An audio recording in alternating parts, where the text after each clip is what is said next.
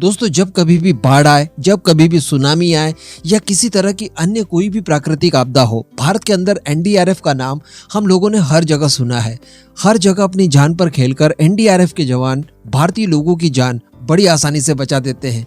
ये एक अद्भुत कला है, लेकिन यहाँ पर मैं मानूंगा कि कला से ज्यादा आपके अंदर जिगरा होना चाहिए। ये काम इतने आसान भी नहीं है जब आप अपनी खुद की जान दांव पर लगा दे। लेकिन चलिए देखिए, ये तो भारत की बात थी। भारत के अंदर भारत का एनडीआरएफ नहीं जान बचाएगा तो कौन बचाएगा।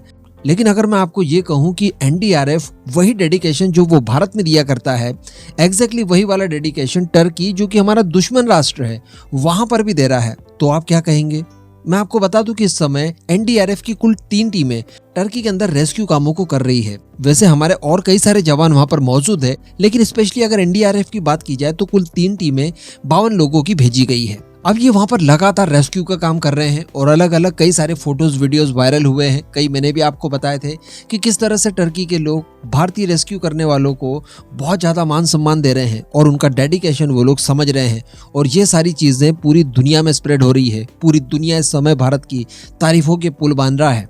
लेकिन दोस्तों, इसी बीच एक बहुत ही अच्छी खबर निकल कर आती है। इतनी ज्यादा अच्छी खबर जो कि आपको पूरी तरह से सुकून से भर देगी। जी हाँ, आज आपको कितनी भी टेंशन हो, ये खबर सुनने के बाद आपके चेहरे पर सुकून अलग ही दिखाई देगा। दरअसल ये आप देख पा रहे हैं, एनडीआरएफ का ऑफिशियल ट्विटर हैंडल है। यहाँ पर इन लोगों ने बताया है कि मलबे में दबी एक 8 साल की मासूम बच्ची की जान भारतीय एनडीआरएफ ने बचाई है। जी हाँ, वैसे तो इस समय अगर टर्की की बात की जाए तो कुल 22,765 लोगों की जान जा चुकी है और बताया जा रहा है कि 75,000 लोग घायल हुए हैं और लगातार इनके रेस्क्यू का काम किया जा रहा है। लेकिन एनडीआरएफ ने ये जो करके दिखाया है, ये अपने आप में सैल्यूट करने लायक है।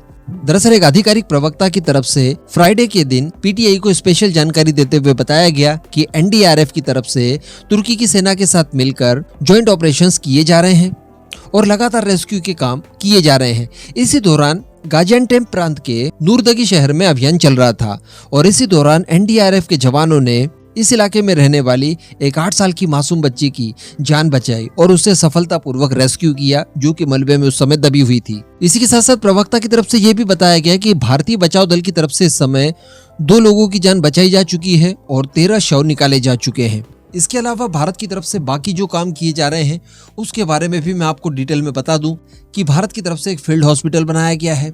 जरूरतमंदों के लिए बाकी सारी चीजें वहां पर भेजी जा रही है, जिसमें दवाइयां हैं, जो घायल हैं या फिर गंभीर रूप से घायल हैं, इनके इलाज के लिए अलग अलग सुविधाएं भेजी जा रही है। इसके अलावा खाने पीने की सामग्री, वुलन कपड़े, टेंट वगैरह, ये सारी की सारी चीजें तुर्की भेजी जा रही है लगातार। इसके अलावा तुर्की की तरफ से भी भारत से निवेदन किया गया था एक ऑफिशियली कि जो भी भारतीय इस परिस्थिति में तुर्की का सहयोग करना चाहते हैं तो वो हमें डोनेट कर सकते हैं, या उन्होंने अपनी रिक्वायरमेंट के आधार पर एक लिस्ट साझा की थी जिसमें अलग अलग सामान थे वो भारतीयों से मांगे थे।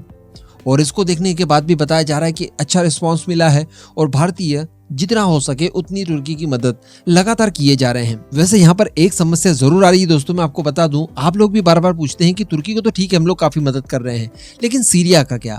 तो यार यहाँ पर ऐसी समस्या आ रही है कि इनके ऊपर लगे हुए हैं वेस्टर्न सैंक्शंस। जी हाँ, अमेरिका और वेस्टर्न कंट्रीज की तरफ से बहुत सारे इनके ऊपर सैंक्शंस लगे हुए हैं, तो इन्हें नगद किसी तरह की कोई मदद प्रोवाइड कराना बहुत ही ज्यादा मुश्किल है, बहुत ज्यादा मुश्किल। लेकिन इसके बावजूद जो डायरेक्टली जाकर इन्हें जो सामग्री सौंपी जा सकती है या इनके यहाँ पर रेस्क्यू कामों को किया जा सकता है, वो प्रॉपर भारत की तरफ से किया जा रहा है। और जो भी देश, दुनिया के अधिकांश देश एक्चुअली तुर्की के अंदर रेस्क्यू कामों को कर रहे हैं, वो सारे के सारे सीरिया के अंदर भी कर रहे हैं।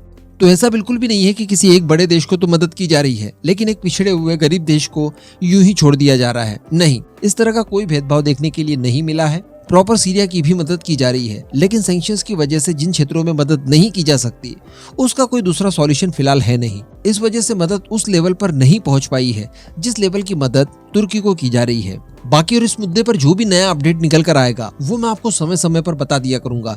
इस पूरे मुद्दे पर अब आपका जो भी मानना हो नीचे कमेंट करके जरूर बताइएगा।